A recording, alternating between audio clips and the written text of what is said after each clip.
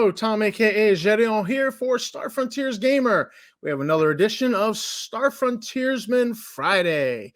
We're going to be reviewing Star Frontiersman number 2. And I said last time that Star Frontiersman number 1 was one of my favorite Star Frontiersmen because it had those entry-level firearms where anytime I was doing character creation with anyone, my brain always went straight to Star Frontiersman number 1. Well, Star Frontiersman number 2 is something that if you're a busy game master, this one's going to be your friend if you're looking, I got to get a game together, because this one does something that you don't always see all the time. And it's been done a few times in the Star Frontiersman, but right off the bat here in issue number 2, they did it, and this was super smart. And we will get to those points when we get to them in the outline, but let me go ahead and share the screen.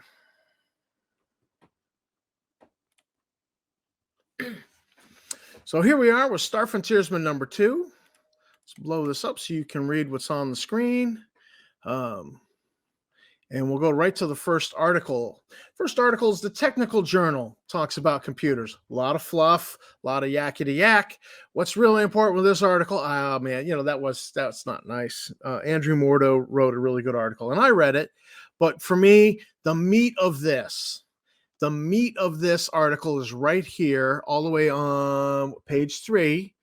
New items, and you've got input and output options here for computers instead of the standard keyboard and flat screen.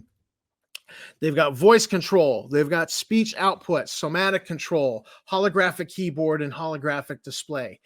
And these are really smart because if you as a game master need to just change something up a little bit, players come in, they know there's a computer there, they want to access it. There's no keyboard. Where's the keyboard? It's got to be somewhere. Well, it's a holographic keyboard, and now they got to look for the activation button that's hidden somewhere that activates the holographic keyboard and the holographic display. And so it creates a little speed bump for the player characters as they're doing a skill challenge to get into the computer and find the information they have and defeat the security, not get caught, not set off alarms, that sort of thing. So it's an extra little speed bump for you to throw, and the players, something unusual that they weren't expecting. So I love the new items in this. I think these are fabulous. And any time I'm working on something, I might just go holographic display. I don't need to come and find the cost. I'm the game master. It's there because I said it's there. I don't have to pay for it. So I think these are great, and having them in the back of your coconut so you know what you can use as a tool is important as a game master. But I recommend these. Next, you have the Star System Araks. Araks is the new home system for the Yazarian species. This is where their family of one religion is headquartered. You've got the Godco Megacorp is headquartered here as well. And so you get right here what is essentially a system brief with some planetary and background information. Now, I would point out, here's the thing, is I'm always a little slow to use somebody else's system brief. I like to make sure that I have every single piece of canon material in my system brief. That I'm using every single piece that was put out anywhere, whether it was in a Dragon magazine, a Polyhedron magazine, was in the Zeb's Guide rules, the Alphadon rules. I want it all. One of the Endless Quest books there, Captive Planet, the Star Frontiers Endless Quest books. Information from there. I want it all in. I want it all boiled down. I want all canon material. So I can be a little bit of an elitist, but I love that this, I'm a little more favorable of this one without even really proofing it to make sure it's got everything in it, because there are 2 other articles in this issue that all tie into this. You've got a location that's in the system, and then you've got 4 creatures created as potential adversaries that are native to the planet Hence. So this was a really smart package that you had all this material for essentially adventuring in one star system. And I thought that was brilliant. And more people need to do that kind of thing. That, we'd get system briefs, would turn up, they'd be in the magazine. It's great. What about the native creatures there? Give me a few native creatures. What about the environment what some of the environments and how is the environment near the seashore different than the environment inland? There should be some differences. So I like it when people go this extra mile, and I felt like that was done with this particular issue when you had all these 3 articles that support a game master running a game in this star system. It's all this extra information, work you don't have to do. Now, I want to point out here that they tried to do some work on the family of one, and you've got these titles here, that concerning the priesthood, the acolyte, the Templar, the priest, the bishop, the overseer, the high priest. And this is good, but there is a full article on the family of one that was done in the Frontier Explorer, the second fan magazine. It's, issue 1 or 2, somewhere in that range. I'll put a link in the show notes for you. I actually like that material better, and I might be biased because I actually wrote it, but it's a full article. It goes into theology. It goes into titles and government of the family of one and some politics and who the family of one is, the clan that's running the family one, who they're allied with, who they're having problems with. So you had a lot of that material in there. So that is a nice companion article if you're using this material to grab that article as well. And again, I'll put a link in the show notes for you to help you out. So scrolling down, you've got all this new material. Then we come to new rules. And again, and I said this before, normally I'm not sweet on the new rules, but these are nice bolt-on. These are a nice little bolt-on module.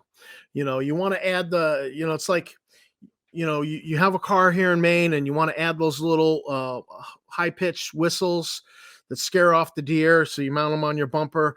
It's a nice little bolt-on addition to your car. You're not radically changing the car. And that's what these are. So the first one is hit location. So if you want to have a little more simulated reality to your game, some people do. Some people are like, it's just a game, play it.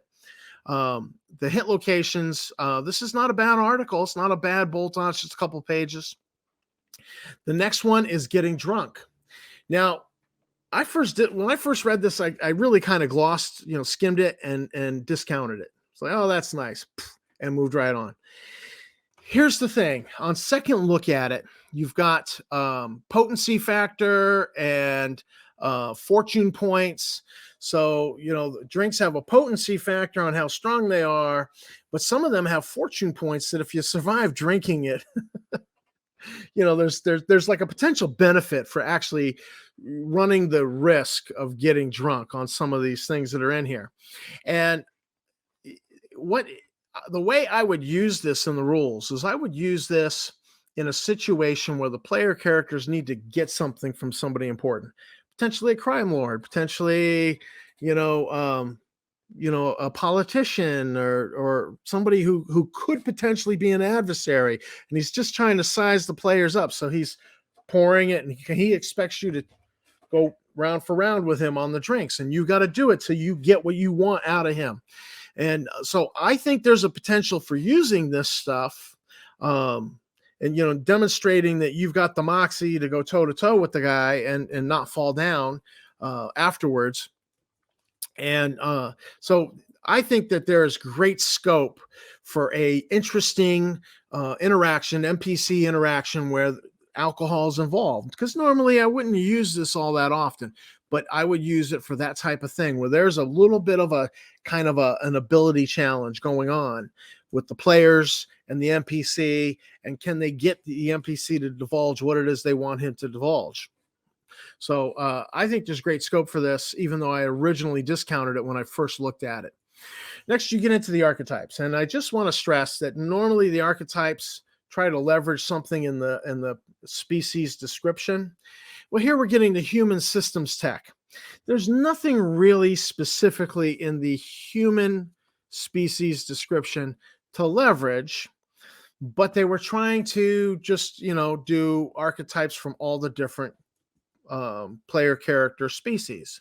So they did humans. You use these archetypes whether or not you are using the species. So you could be doing a Yazarian systems tech. And why not? Because Yazarians get that nice little bump on their logic score. And so they're a little smarter. They're a little weaker. They're a little more dexterous. They're a little bit smarter. Well, actually, they're a lot weaker. They get a -10 to their strength, stamina. They get a bump on their dex, +5 on their dex and reaction speed, and a +5 on their logic and intuition. So they're naturally a little smarter. So it makes sense that they would be a systems tech, going for the technician skills. And look at these character concepts: the robot queen, Mr. Fix-It, the hacker. Somebody says, I want to be a hacker.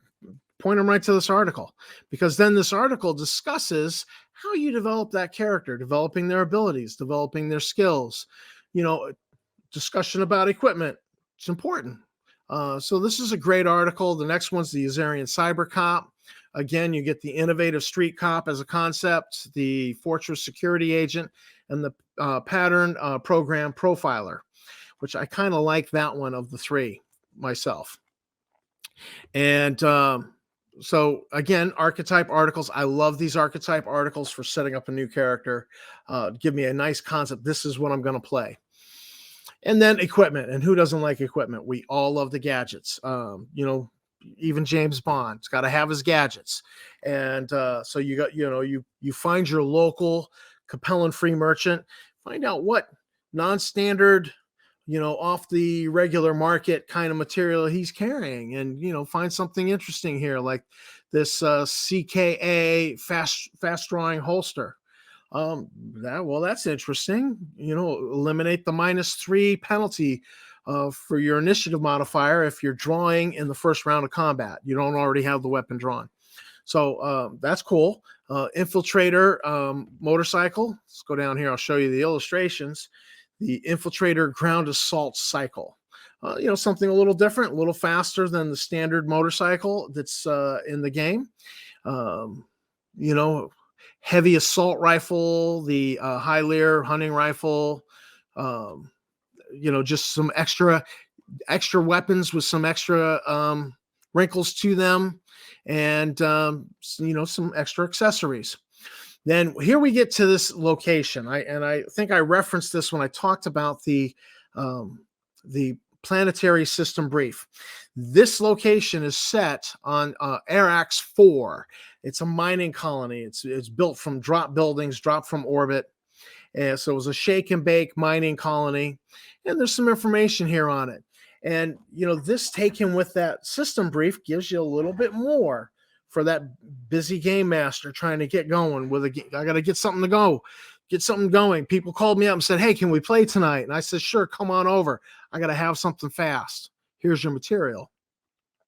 Following up on that, you've got adversaries, and they are all creatures of Hence, the inhabitable system of that planet, of that star system, the inhabitable planet of that star system. And so 4 creatures, they all come with illustrations, which is great, and a nice stat block and a write-up on each one. We then come down to character races, and and I'm not always a fan of adding new character races to the setting, but the Borakai are a conquered subject species of the Sathar. Makes me a little more favorable to using them. And there's potential to use the Borakai and to have the player characters interact with them. There's potential for the Borakai to betray the Sathar. They don't like the Sathar, but they are subject, and their queen is hostage. So they go along with what the Sathar want. And they're used as kind of elite mercenary types. So they're interesting. They've got night vision, durability. They're fairly well rounded. They just don't have a home planet anywhere in the setting. But you you hand wave that because they're a subject race of the Sathar. So they turn up when the Sathar turn up. And then we come down to these adventure hooks. And there's a bunch of them here. Andrew Mordo, Bill Logan contributed. Ashley Rayburn contributed. And, so these were never as important to me as the fact that this particular issue had planetary systems brief, location, creatures, all set in the same place. To me, that was more important. I would take that stuff and I'll write an adventure that suits me rather than use these. But sometimes you're just looking for inspiration. You read these, it gives you the idea, and you're like, oh, you know what? I'm going to go with that. So these are great. There's nice write-ups, but they were never as important to me as the fact that you had 3 solid articles on the Araks, hence star system, planetary system. And, that's why I loved this issue. Number 1, still my favorite. Love those entry-level firearms. But Star Frontiersman number 2, another great addition to the frontier culture by Bill Logan. This was very much his baby. He was working this thing hard back then, and he had a vision for a Star Frontiers revival all the way back in 2007. So, Bill deserves special thanks for trying to kick off a revival that many other people have come in and have supported and gotten busy in. And this is one of those early issues. And, when I downloaded it and read it, I was absolutely like, great material. I will use this. And I almost forgot, this is the first issue where they had the classifieds on the back cover. This was a long-running tradition in the Star Frontiersman, and these were fun. These are the kinds of things that you can print this off, cut these up, and if you just need some kind of an ad going over the data screens on the space station that the characters have a layover on, here you go. You got an ad that you can drop in. And some of these are things that might trigger your imagination, and you'll be able to go, I got an idea for a quick one shot. Somebody didn't show up for the game tonight, so not everybody's here, but we're on the space station. We can do this one shot without that guy who didn't show up. Here you go. And then I just want to point out right here where it says Torita. This is the first mention of Torita and Gorko. And it's here, Torita, it's a classified from Gorko saying, Torita, where's my money? And this was a long-running joke in classified after classified, back and forth between Torita and Gorko through the classifieds that, apparently one of them's avoiding the other's looking for the other, and there's an issue with money, and it was just this long-running joke back and forth between them that was always fun to read. And so I just, you might look at this and go, this is material that if you had it handy, you might, and somebody's looking at the data screens, the information net on the space station, and they're asking you questions, you might be able to use some of this in game, on the fly, on the quick. Just go, yeah, right here. This is what you see, for ads, and or just maybe cut out 3 of these and do a sandbox thing and go from there. So, that's these. I thought these would be very, very handy. So this is Tom, aka Geron, for Star Frontiers Gamer. I want to thank you for watching my video. I want to thank my subscribers. You guys are great.